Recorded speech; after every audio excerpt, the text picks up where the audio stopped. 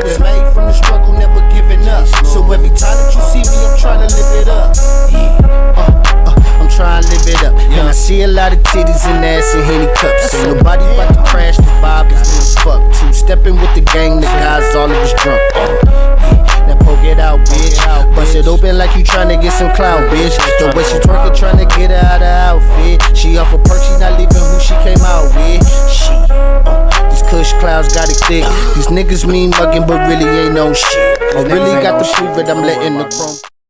SDot, thank you for coming through, Pimpin'. No problem, man. Oh, man, this is epic, man. We both tearing up the streets. Tearing up these interviews. You from here to San Bernardino.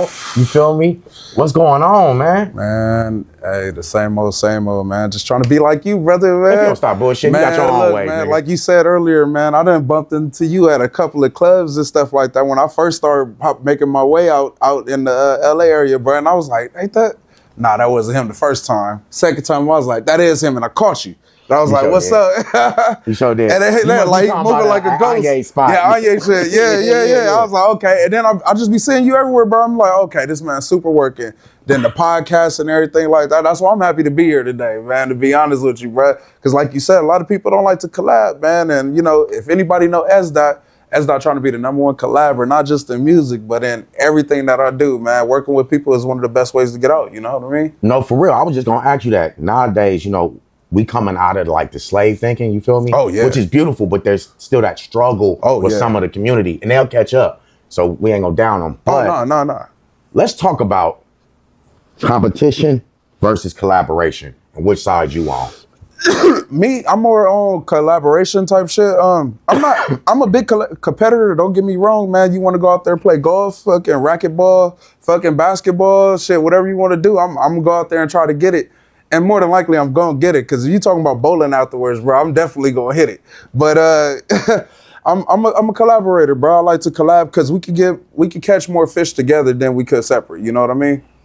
Right. And that's my whole motto with the situation or whatever. But you do have people that's hella competitive and that's gonna even want to, you know, battle against you within the collaboration and shit like that. I kind of try to steer away from that shit because, you know, the type of rapper I am, bro, I am a swag type rapper, bro. Like, I'm not gonna hit you with too much lyrics. I'm gonna hit you with some more style and shit like that. Probably get some real shit out or whatever like that. Right. But I'm not a super artist. I'm not gonna confuse you with my dictionary words and stuff like that. You feel me? I'm taking shots at lyrical rappers, I'm not taking shots, man. But shot, bro. I'm just saying, because everybody seemed to forget that party music was like the original music that when rap first started. You know what I mean? Yeah. DJ started MCing and shit like that. I mean, the DJ started mixing or whatever. The MC took over party music, right? Rapping to the party music and shit like that. So, you know, I'm just saying, niggas got to give due diligence when it is. You know, a lot of people don't like talking about that. You feel?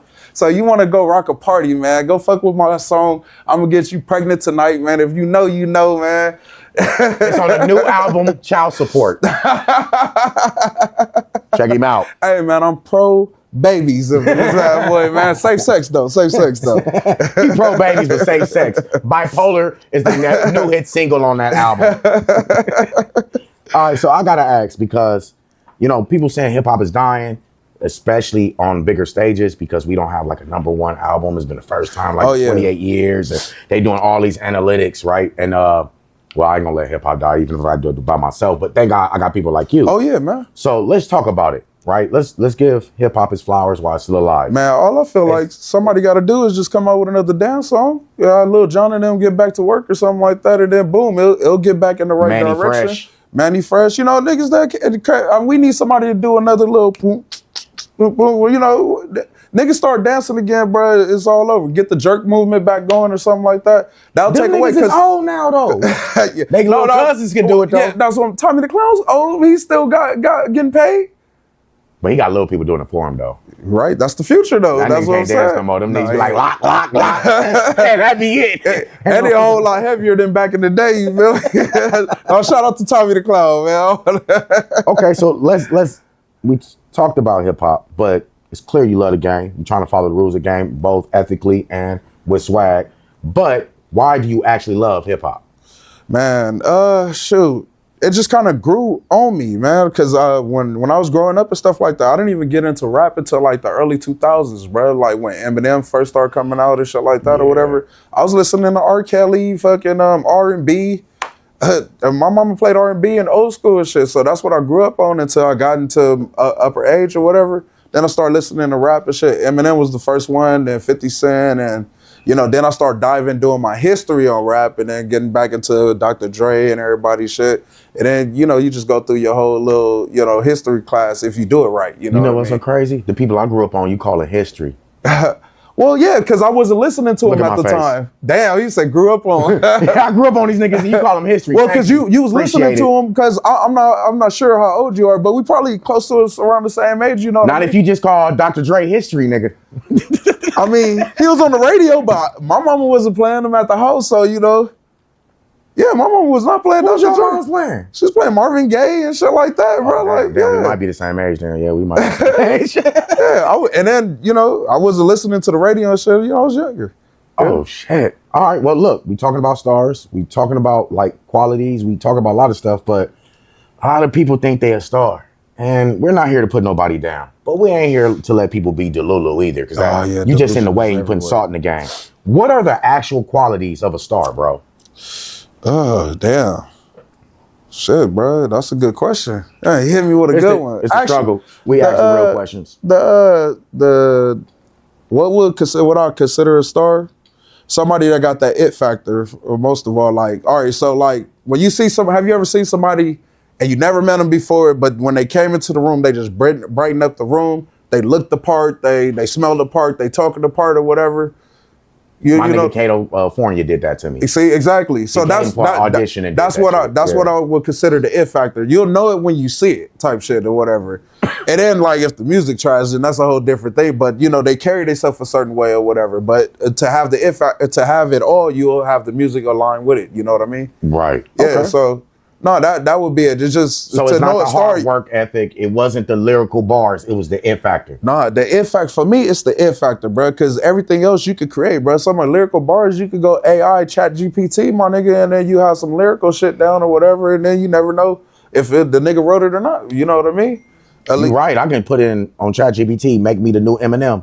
Yep, and they gonna just give you some dope ass bars, my nigga. And I done seen niggas do it. I ain't hate no niggas, bro. You know who you are. You do what you do.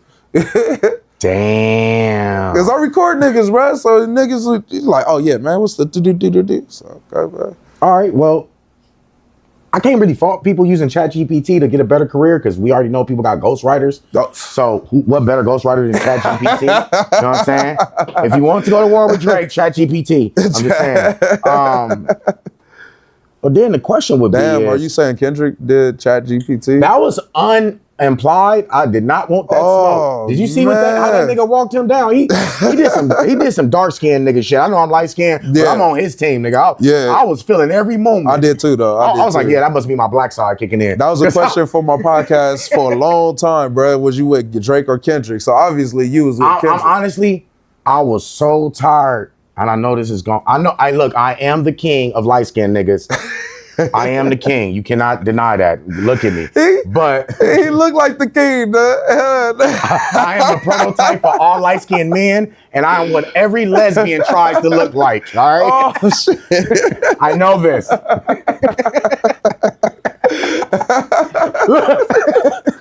Oh, see. But let's ask the question. Since we got this technology, we'll be stupid not to use it because you can't get in the way of progress. But how should we artists? Well, not we, because I don't rap, but I got artists though. I rock with y'all. How do artists use this technology to break through on social media? Because social media is like, nigga, there's me, you, 1,000 more me and yous. Like, how do we get through so people can see you? Well, yeah, because everybody doing content and everybody rap and do music and everybody do podcasts. So how to stand out while using the technology? Yeah. So what I would do is get on some high-tech AI shit, bro. Damn, I'm giving my secret away.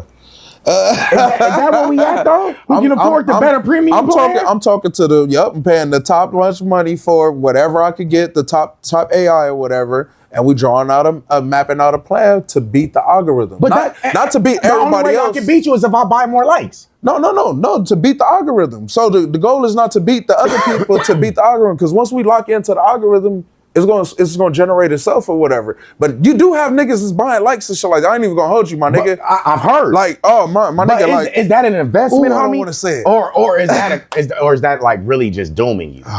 So overall, I feel like it's a doom situation. Okay. Because if you're faking it to make it, you're putting out too much extra that you're not gonna see, and you're always gonna have to keep taking it to the next level.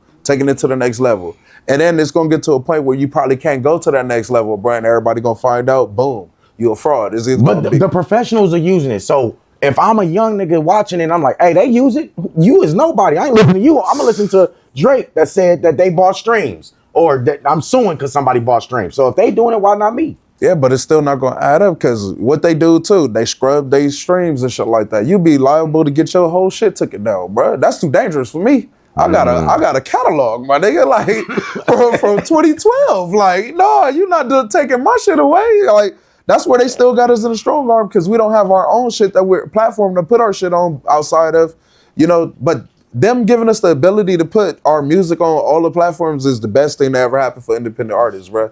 Because before that, we was all on SoundCloud trying to make it, bro. Yeah. And there's traffic on that bad boy, bro. Well, then here's the truth to that then. A lot of artists is with the content game. Shit, some of their content better than they damn music. And I'm not hating, I'm just stating the obvious, so don't go there with me. But on my mama though, like when we think about it, these niggas get on the interviews and convo game be whack. It don't even match the lyrics. So what should an artist really talk about in the interview? Because we both do interviews, and I'm sure you be having an interview trying to ask a question. I done have some trash interviews where my interviews usually last for about an hour, bro. And when it's a trash interview, it'll be over like 30, 45 is solid. But about 30-minute interview, bro, nigga just ain't got nothing to talk about. I'm trying to draw answers out of them and shit like that. One word in me and shit like that. It's like, let's talk about the interview process, because, okay, you're a tuber, I'm a tuber. So we both been doing our shit. You gotta respect it. You gotta like, take your head off or do a salute unless you a bitch nigga, then we don't talk about those. But when you go into analytics, it shows you the drop-off rate, right? Yeah. Where their attention drop off. And even though we're asking you questions and you trying to be so cool as a person getting interviewed, the drop-off point be like 5 minutes, 1 minute. Yeah. Like, what should the artist actually say then? How should they talk? I mean, as an artist, I think, first of all, you got to realize that you're in the entertainment business. So you got to try to be entertaining, especially when you're out and about. Like, at all times, you're on, bro. Your switch is on, you feel me? And you never know who might be watching you or recognize you in a situation. So you should always be prepared and be like, hey, man, look, whatever your entertainment is, like, you catch me without a blend or something like that, bro, you like, oh, dang, that's not, bro, something up, you know what I mean? Right. But, like, something like that. So whoever your character is, you need to dive more into it. Like, I was going to try to go back to that. Hold on, did you say whoever your what is? Shit, I forgot, man. I think you said character, homie. Yeah, your character. There you go. Yeah. They need to realize that real person and their character. Yeah. One is for profit. One is by man. moral. It works easier if you be yourself. Yeah. But if you're pretending to be somebody, it's not gonna match up when you get on the thing, because they're gonna be able to tell. You might be like, I don't believe this nigga, and invited him for the show just to see if this nigga really who he is, and he can't answer certain questions. You make yourself look bad, and that's really on them at the end of the day, because you're not being who you are. Facts. I mean, can't nobody pretend to be fake. I mean, if that's who you really are, you know what I mean? All right. Well, I gotta ask you 2 questions, and we gotta know. And before we even get to those questions, don't forget, you got a book right here. Pay attention to it. Let's talk about the book, man. What's going on with it? Hey, man. So look, man, this is my first out of the series. I just finished up the second book or whatever, but the first one is SDOT and the Hidden Leaf, man. It's a story about this guy named SDOT, man. And like, I wonder who that is. Yeah, man. It's just branding, man. It's just branding, man. You can picture SDOT as anybody, or even yourself, man. Picture SDOT as yourself. That's what I like to tell people, So he basically goes on an adventure from waking up, getting fired at the job or whatever, weed man go to jail or whatever, getting caught up in some other shit or whatever, and his luck get real bad, girl break up with him, and then he just go through a process of trying to make it out of that situation, bro. And it gets wild. You know what I mean? It's a venture comedy type situation or whatever. He becomes a dispensary person, I'll say. And then it just goes from there, bro. Yeah. That sounds like a happy ending. That sounds like a stoner's happy ending. Oh, no. It gets way deeper and a whole bunch of crazy stuff without saying too much, you know what I mean? But it's definitely a good read, man. It's about 119 pages.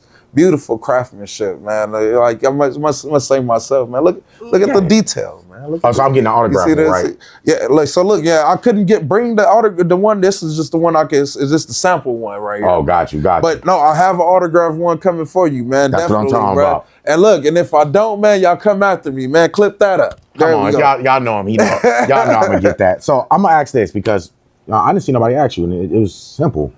Why the hell did you start your podcast? Why did I start it? Yeah. All right. So I started my podcast in 2020, the pandemic. I was like, let me get some shit going or whatever. I did maybe like 10, 15 episodes of real life start happening and shit like that. So when I brought it back, I was like, I'm on a mission to be consistent. That was all last year or whatever. I did about 40 something episodes or whatever all throughout the year or whatever, dropped my projects and everything. Just focusing more on my stuff I'm trying to build, you know what I mean? And within that 1 year or whatever, I definitely took it to the next level or whatever and created hopefully a snowball effect where something will roll. But I created it to take my music to the next level. I'm an older rapper, bro. I'm in my 30s, my nigga. You know, rap game don't have the new 20s. That's the new 20s. No, I agree, bro. Rap don't have an age limit, technically, or whatever. But you gotta have something else to fall back on if you're in the industry, in the industry or whatever, in the entertainment industry. And how I feel about the entertainment industry is with music, niggas is just not paying for music no more. They want to know who you are, what kind of person you are, and all that shit. So if you gotta attach it to something. And I figure a podcast would be a great way to do it, bro. And then it's with my branding. I smoke weed. I went to Humboldt State University, started smoking out there. Like, yeah, that's my shit. That's what I do. Humboldt turns you out. You from LA, bro. Hell yeah, bro. I was out there playing football, bro. And then, nigga, off season, nigga, while in Rome, you do what the Romans do. And they had nothing but good shit. While at the time, everybody was out here smoking Arizona. Yeah. That AZ, bro. Yeah, see? So when I came back, bro, I was like, damn, I brought some shit. And niggas was like, this is the best shit they ever smoked. Until it was gone. And then niggas was smoking that AZ, bro, because like for the good shit, bro, you wasn't getting nothing for a dime or nothing like that, bro. Like, nah. Yeah, you getting a half. Was a dime. Exactly. Like it was ugly back then, bro. Yeah. So I was stuck out here smoking a street bowl for a while, man, until I got my paper up. You feel? You remember those street bowl days? Man, no, let's not talk about it. Nobody want to miss smoking that shit. That Mexican brick weed. Yeah, that brick, yeah. We may not have participated. No. All right, so before we go, we got to ask you a simple question. What would the S. Dot now tell Lil S. Dot then? Oh, man. So what would I tell myself I'll tell myself from when I got into music back then, take it serious. Take your shit serious, bro. Don't wait for time to go by to get certain type of experience. You'll get the experience as you go and just develop as you roll. Take that shit serious, bro. Because if I would have took my shit serious from when I first started, even from 2020, bro, my shit would be on a whole different platform, bro. I just been consistent for 1 year and I see so much growth and people investing and all kind of shit. I see the shit going places that I probably never see. So it's probably like, you know, with timing and everything too. But if I would have took it serious back then, I probably would have been even farther. You know what I mean? Gosh. So stay consistent and take it serious, bro. Like consistency is everything. Well, you heard it. Put your foot on the pedal to the metal, just keep going. And we've been kicking it with S. Dot, and of course, you ain't smoking with S. Dot unless you really smoke with S. Dot. Yeah, he put his blunt out a long time ago. I finished my blunt. No, I finished mine. It was a half when he started, man. You know, it's supposed that to be may or may not be true, but we ain't in court. We'll catch you on the next episode of The Struggle.